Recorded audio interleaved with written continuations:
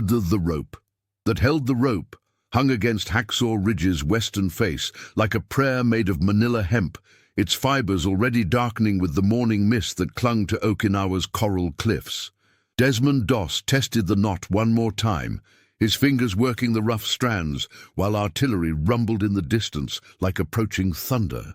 Above him, the plateau stretched into smoke and silence, broken only by voices calling through the grey dawn, voices that shouldn't have been there, according to Captain Morrison's evacuation order. The 77th Infantry Division had pulled back from the ridgetop 3 hours ago, leaving their dead, and what everyone assumed were their dying, scattered across the blood-soaked coral. Standard procedure after a failed assault: regroup, call for artillery support, try again with tanks and flamethrowers when the smoke cleared. But Doss had heard something in those distant calls that made his chest tighten with a familiar weight.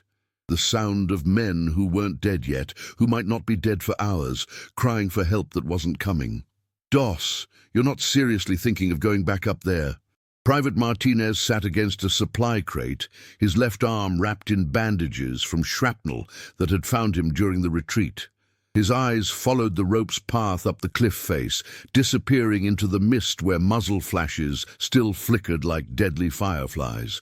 "They ordered a complete pullback," Martinez continued. "Captain Morrison was clear. No one goes up until we get armor support." Desmond adjusted the medical kit across his shoulders, checking the tourniquets and morphine syrettes for the third time. The familiar ritual calmed his hands, even as his mind wrestled with the mathematics of conscience.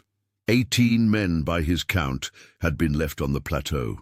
Some were certainly dead by now. He'd seen Henderson take that direct mortar hit, watched the PPSH-41 submachine gun twist through the air like a broken toy.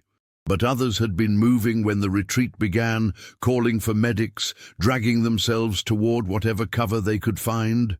The rope was military-issue manila, thick enough to support a man's weight, but showing stress marks where it had already been used to lower 3 wounded during the initial evacuation. Someone, probably Corporal Williams from the engineering section, had rigged it to a coral outcropping that jutted from the cliff face like a stone prayer bench. The setup was solid, but Doss could see fraying at the anchor point where the rope had scraped against the coral's sharp edges. "I can't just sit here listening to them call for help," Doss said quietly, his voice barely audible over the distant crack of Japanese rifles. "They're still alive up there." Martinez shifted against the crate, wincing as the movement pulled at his bandaged arm. "Half of Charlie Company is up there too, probably in pieces. You go back up that cliff, you're just adding yourself to the casualty count." But Doss was already checking the rope's tension, running his hands along its length to feel for weak spots. 3 months of combat on Okinawa had taught him to read the subtle language of fraying hemp and stressed knots. This rope had maybe 6 hours left before the constant friction against coral would wear it through. 6 hours to get down, whoever could still be saved. The mist began to lift as the sun climbed higher, revealing glimpses of the plateau's scarred surface. Doss could see shell craters pocking the coral like open wounds, and the dark shapes of equipment scattered across the ridge. No movement yet, but the voices continued, fainter now, but still audible to ears, trained to hear the difference between a call for help and a death rattle. Lieutenant Foster appeared from behind a supply tent, his face streaked with mud and something darker. "Doss, what are you doing with that rope?" "Sir, there are wounded still up there." "I know there are wounded up there, soldier. There are also Japanese machine gun nests, mortar positions, and sniper holes covering every approach. Captain Morrison's orders are to wait for armor support." Doss straightened, his hands still gripping the rope. "How long until the tanks arrive, sir?" Foster's pause told him everything. 1,200 hours, maybe 1,400 if the supply route's still contested. 6 hours, maybe 8. Men didn't live 8 hours with arterial bleeding or sucking chest wounds, not without immediate medical attention. Doss had seen too many good soldiers die during long evacuations to believe otherwise. "Sir, with respect, some of those men won't last until noon."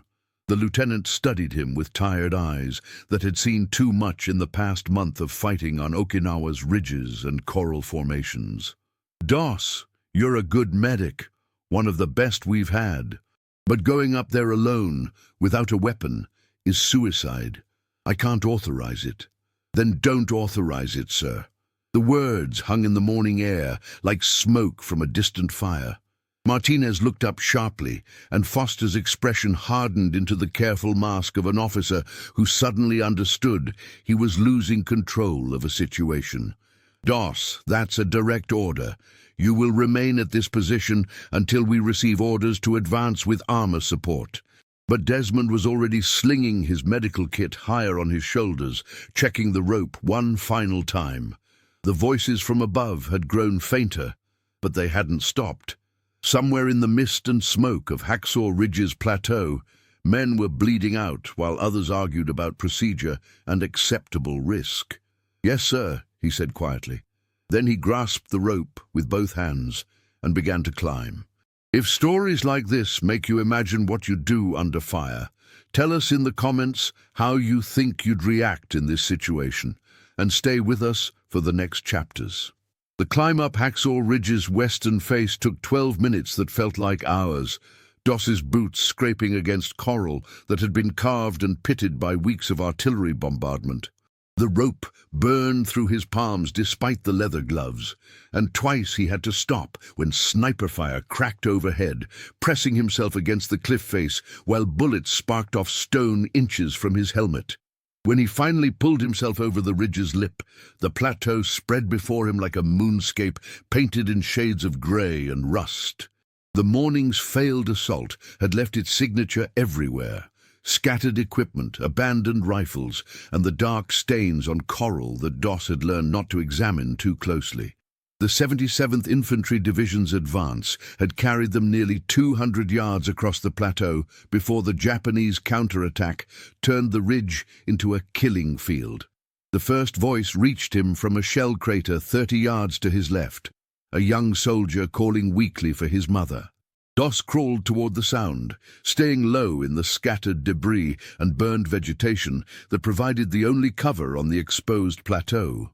The coral beneath his elbows was still warm from the morning's bombardment, and the air tasted of cordite and something else he tried not to identify. Private Coleman lay in the crater, with his left leg twisted at an angle that made Doss's stomach clench.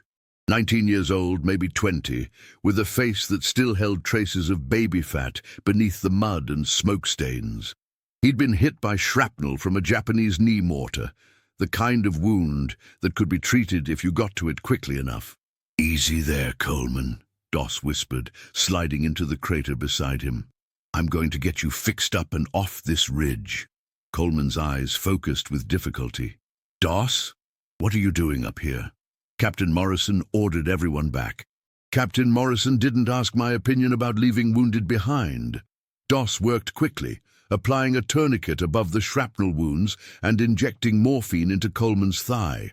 The bleeding was serious, but not immediately fatal if he could get the private down to the aid station within an hour. The real problem was the 200 yards of open ground between the crater and the cliff edge, all of it covered by Japanese positions that had been carefully sited to turn the plateau into an interlocking field of fire. "Can you move at all?" Doss asked.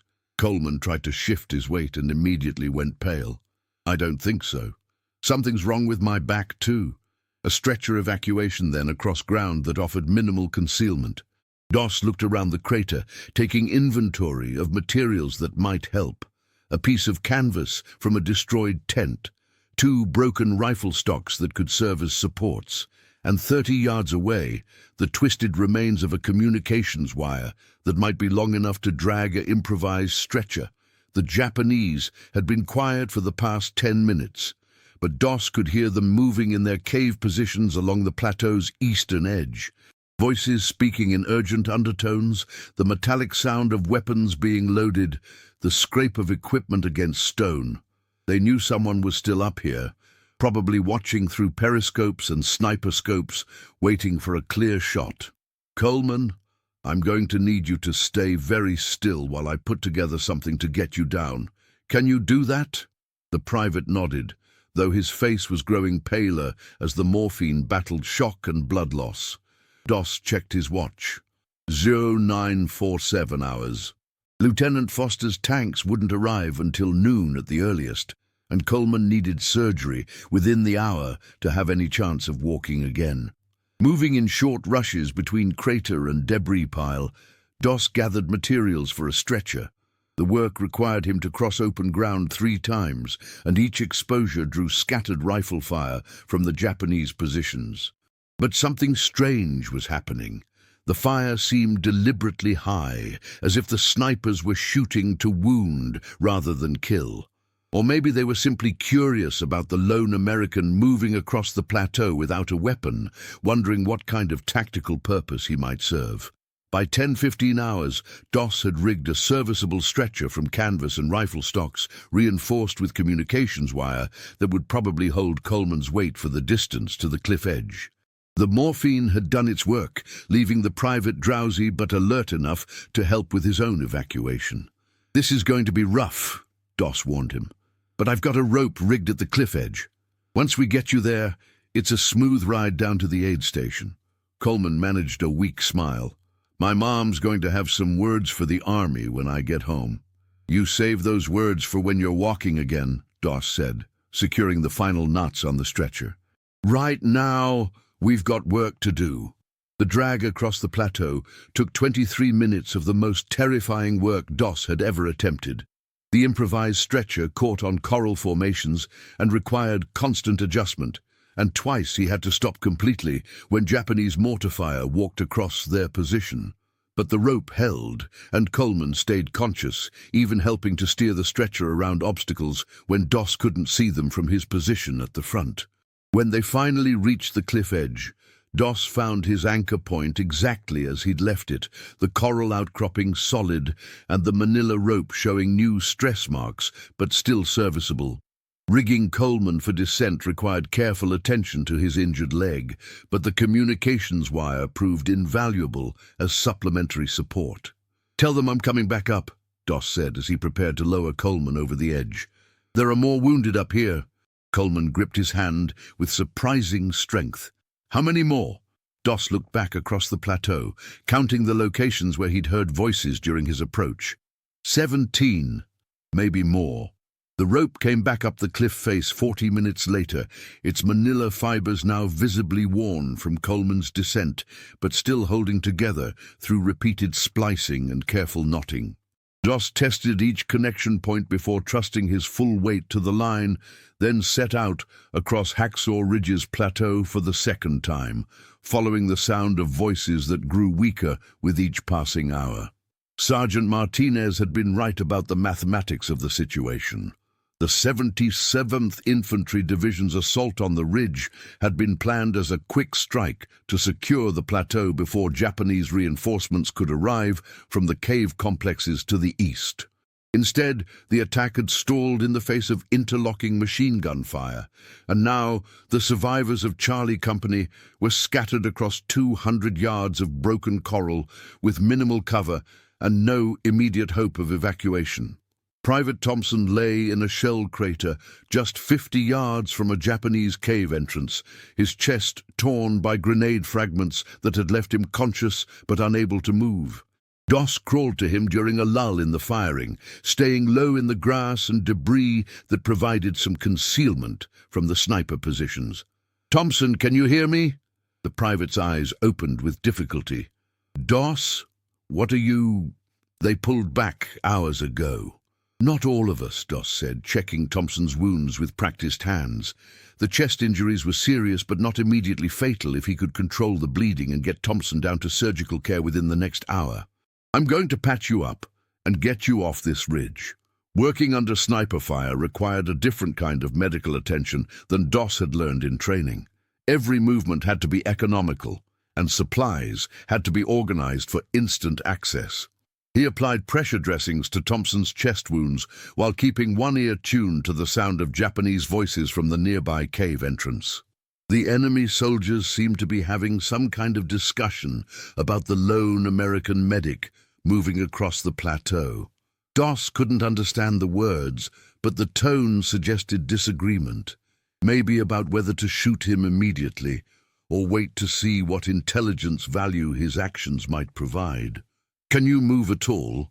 Doss asked Thompson. "I think so. My legs are working." That simplified the evacuation considerably. Thompson could help with his own movement across the open ground, reducing the time they'd spend exposed to enemy fire.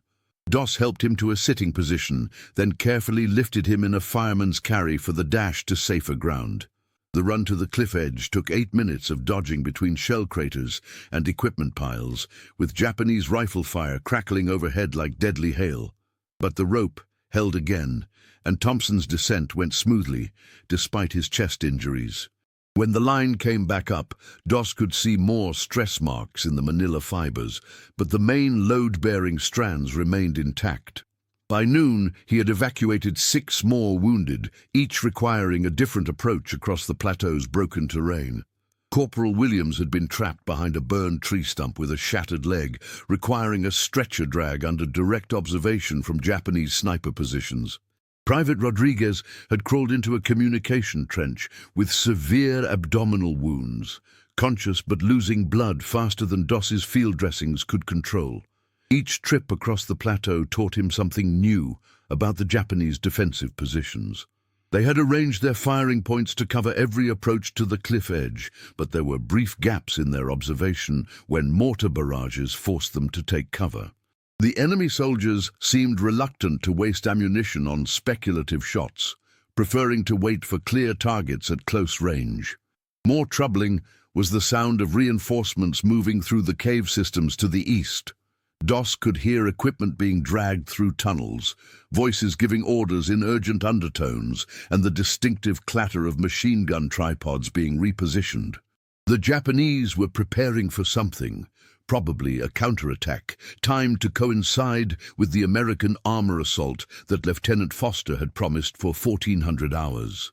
When the rope came up for the 8th time, Doss noticed that several load-bearing strands had begun to separate near the anchor point. The constant friction against coral was wearing through the manila fibers faster than he'd anticipated.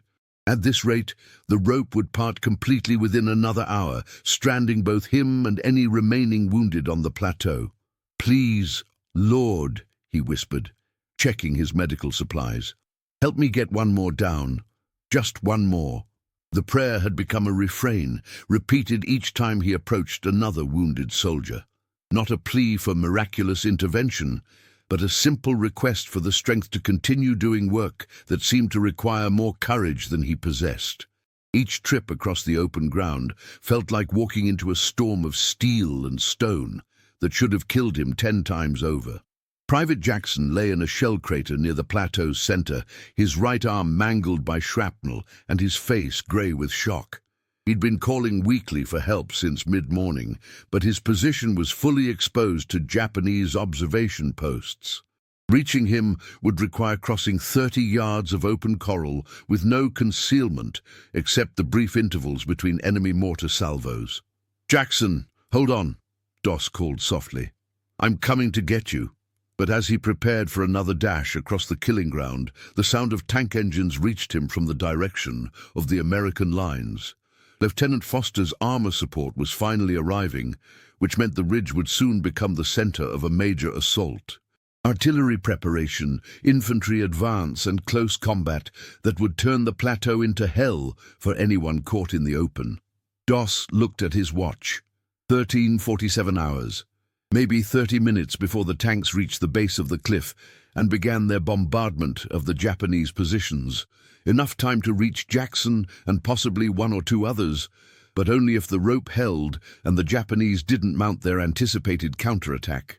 9 men evacuated, 8 or 9 still scattered across the plateau, and a fraying rope that might part on the next descent, stranding everyone on a ridge that was about to become the focus of every gun in 2 armies. Would you follow the orders exactly, or trust what your own eyes and instincts tell you in a moment like this? Comment which path you'd take, and share this episode with someone who loves real human stories from history. The rope snapped on Jackson's descent, 40 feet down the cliff face of Hacksaw Ridge, with a sound like a rifle shot echoing off the coral walls.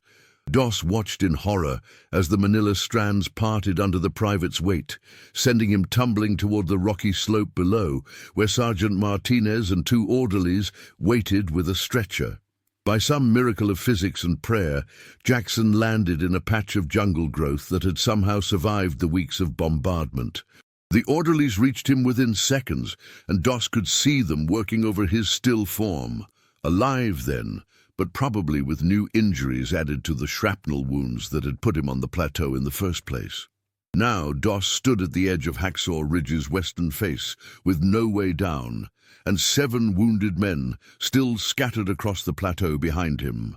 The tank engines were growing louder, which meant Lieutenant Foster's armor support would arrive within minutes, followed by an artillery barrage that would turn the ridge into a landscape of flying steel and shattered coral. The Japanese had been quiet for the past hour, but Doss could hear them moving through their tunnel systems with increasing urgency. They knew what the approaching tank engines meant, as well as he did. Whatever counterattack they'd been planning would have to begin soon, before American armor could establish fire superiority on the plateau.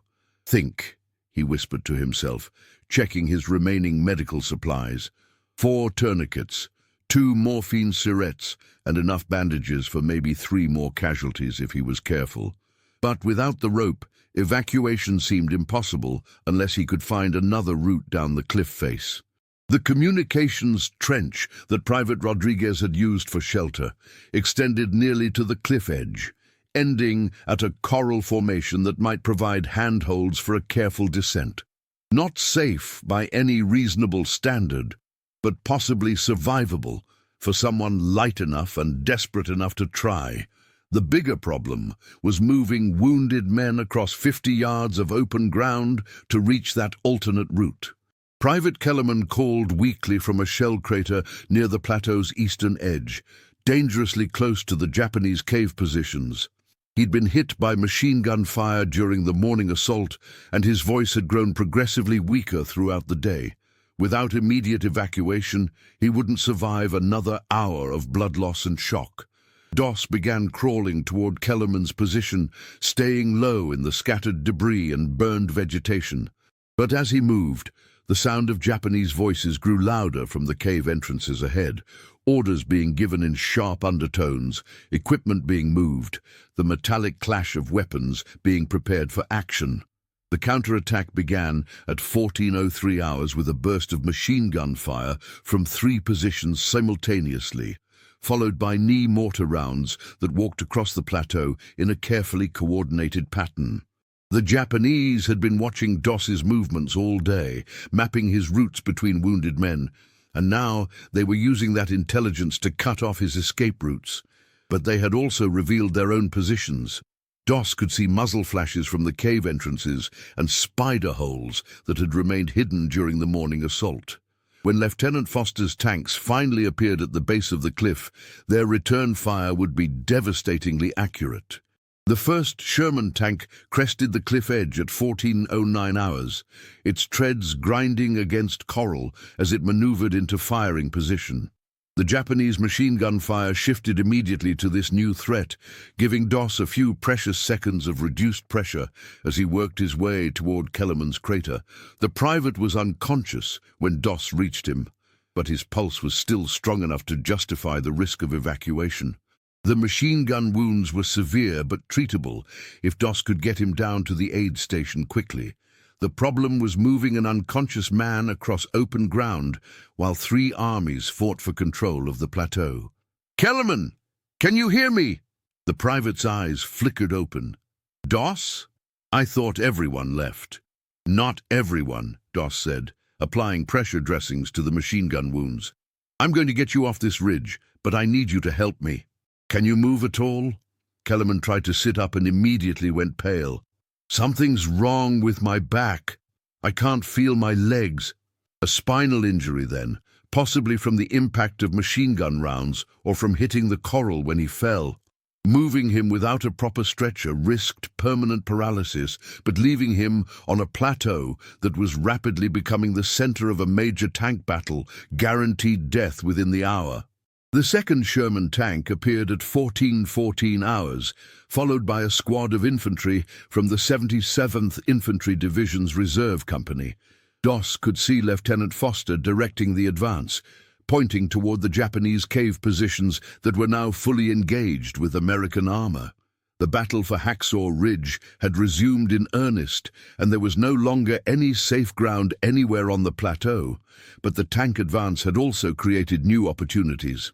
As the Shermans maneuvered toward the Japanese positions, their movement provided mobile cover for anyone brave enough to move parallel to their advance. Doss realized he could use the tank's hulls as shields while dragging Kellerman toward the communication trench that offered an alternate route down the cliff face. The evacuation took 18 minutes of the most terrifying work Doss had ever attempted. Moving a paralyzed man across broken coral while tanks fired over his head required a kind of concentration that blocked out everything except the immediate task of keeping Kellerman alive and mobile. Twice they had to take cover in shell craters when Japanese mortar fire came too close, and once a machine gun burst, struck the coral inches from Doss's helmet. But the communication trench proved navigable, and the coral handholds were solid enough to support a careful descent. Lowering Kellerman without a rope required improvisation with communications wire and torn canvas, but Doss managed to get him down the cliff face and into the hands of orderlies who had been waiting since the morning's evacuation began. When Doss climbed back up to the plateau, the battle had shifted decisively in favor of the American forces. The Sherman tanks had reduced 2 Japanese cave positions to rubble, and Lieutenant Foster's infantry were advancing across the eastern portion of the ridge under covering fire. But 6 wounded men remained scattered across the plateau, and the fighting was too intense for normal evacuation procedures. "Please, Lord," Doss whispered, checking his remaining supplies. "Help me get one more down. Just one more." What the citation would never mention was the moment Doss broke. It happened at 15:47 hours, as he dragged Private Morrison toward the communication trench for the 14th evacuation of the day. The young soldier had been hit by mortar fragments that opened his abdomen like a zipper, and his blood painted a trail across the coral that caught the afternoon sun like spilled paint. Morrison was conscious, but fading, his hands pressed against wounds that Doss's field dressings couldn't adequately seal. "I'm not going to make it," Morrison whispered, as they reached the trench edge. "Just leave me here, Doss. Save yourself." The words hit Doss like a physical blow, not because they were true, though they probably were, but because they voiced the doubt that had been growing in his mind with each trip across the plateau. How many times could he ask God for just one more before the prayer became a lie, a cover for pride masquerading as compassion? He had been working for 8 hours without food or rest, his hands shaking from exhaustion and his mind beginning to fray at the edges. The tank battle had reduced the Japanese resistance on the eastern ridge, but stray rounds still cracked overhead with lethal randomness. And somewhere in his deepest calculations, Doss knew that continuing meant accepting a level of risk that bordered on suicide. "Morrison, look at me," he said, gripping the private's shoulders. "What's your first name?" "David." "David, I made a promise this morning. I told God I'd get one more down and then one more after that, until there was nobody left to save. I'm not breaking that promise now." But even as he said the words, Doss felt something crack inside his chest. Not his faith exactly, but his certainty about what faith required in a place like Hacksaw Ridge. The line between trust and presumption, between courage and foolishness, had blurred beyond recognition. Was he saving men?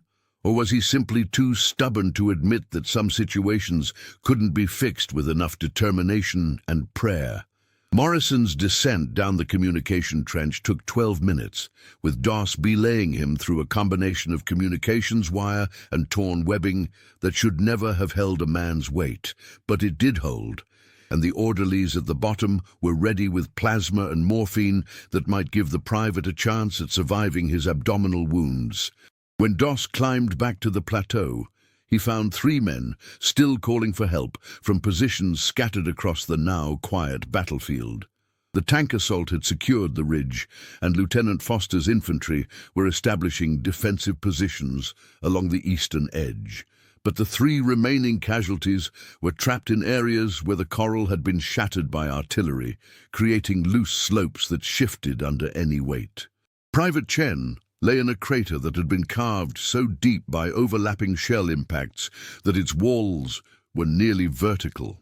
He'd been hit by shrapnel in both legs and couldn't climb out unassisted, but getting down to him required a descent that might trigger a coral slide, capable of burying them both. Corporal Washington was pinned under a piece of tank armor that had been blown clear of its vehicle during the morning assault. The steel plate was too heavy for one man to move, but Washington was still conscious and reporting sensation in his extremities, a delicate extraction that would require tools and assistance that Doss didn't have, and Sergeant Peters lay at the bottom of a crevice that had opened when Japanese demolition charges destabilized a section of the plateau. His calls were growing weaker, but Doss could hear him moving around down there. Alive then, but trapped in a space that might require engineering equipment to access safely. 3 men, 3 impossible evacuations, and darkness coming in less than 2 hours. Doss sat at the edge of the communication trench, his medical kit finally empty except for a single tourniquet and his last morphine syringe. His hands trembled as he opened his small Bible to a passage that had sustained him through the worst moments of the day. Greater love hath no man than this, that a man lay down his life for his friends.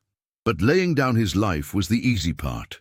The hard part was continuing to live with the knowledge of what survival cost, both for himself and for the men whose voices still echoed across the shattered plateau.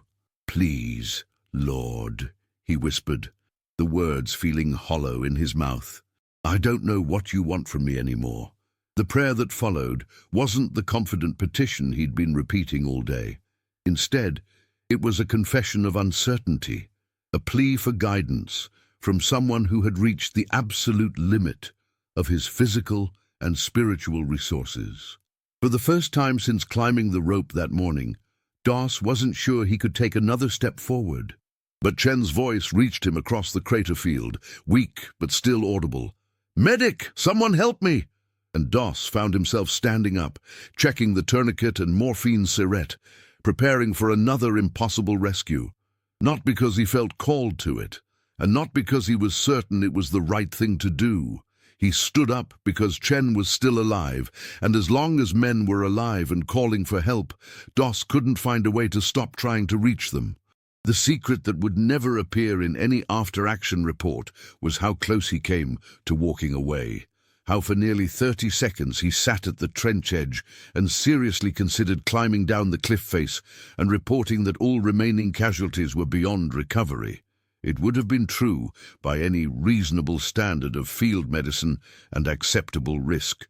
Instead, he began crawling toward Chen's crater, his body moving almost independently of his conscious will. The breakdown had lasted less than a minute, but it had shown him something about the nature of courage that he'd never suspected. Sometimes it wasn't a feeling or a decision, but simply the inability to do anything else. Desmond Doss descended Hacksaw Ridge for the last time at 1847 hours, his body so exhausted that the communications wire slipped twice through his burned hands as he lowered himself down the coral face. Behind him, the plateau stretched empty and quiet under the gathering dusk, its scattered shell craters now cleared of the wounded and dying who had called his name throughout the longest day of his life. 17 men. That was the final count from Lieutenant Foster's after-action report, though Doss had stopped counting after the 14th evacuation, when numbers began to feel like a betrayal of something too sacred for mathematics. Private Chen lifted from his impossible crater through a combination of rope work and prayer that defied every principle of safe rescue technique. Corporal Washington, freed from under the tank armor by a dozen soldiers working in shifts with improvised prying tools, and Sergeant Peters, pulled from his crevice by the engineering team that had finally arrived with the proper equipment for a confined space extraction. The orderlies were waiting at the bottom of the cliff with a stretcher, but Doss waved them away with hands that couldn't quite stop trembling. He could walk. His legs were shaking and his vision was blurred with exhaustion, but he could walk the 100 yards to the aid station where Dr. Franklin was still working over the men who had come down the cliff throughout the day. 17 confirmed evacuations, Lieutenant Foster reported, as Doss collapsed onto a supply crate. Combat medics say that's impossible from a position under direct fire. They want to know how you did it. Doss looked up at the lieutenant's face, trying to focus through the haze of exhaustion that made everything seem distant and dreamlike. How had he done it? By crawling across broken coral for 8 hours, while 3 armies fought for control of a ridge that would be forgotten within a week.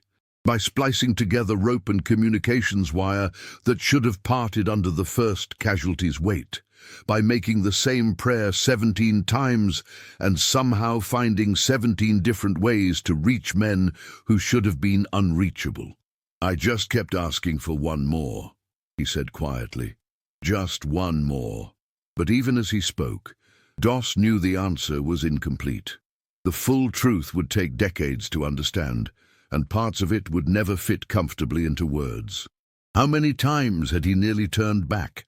How close had he come to accepting that some men couldn't be saved, no matter how much faith and determination you brought to the task? Dr. Franklin appeared from the aid station, his surgical scrubs stained with the blood of men who might not have survived without immediate medical attention. "Doss, I need you to know. 14 of the 17 are going to make it. Chen's going to walk again. Morrison's going to need more surgery, but he's stable. Even Kellerman has some sensation returning to his legs." The doctor's words should have felt like vindication, like proof that the day's impossible risks had been justified by their results. Instead, they settled on Doss like a weight that he wasn't sure he wanted to carry. 14 men alive who might otherwise have died. But at what cost to his own understanding of where faith ended and presumption began? The rope lay coiled beside the aid station, its manila fibers so frayed and spliced that it barely resembled the military issue line he'd tested that morning. Someone had salvaged it from the cliff face, probably thinking it might be useful for future operations. But Doss could see that the rope was finished, worn beyond any safe working load by the constant friction of men being lowered over coral that was never meant to serve as an anchor point for human lives.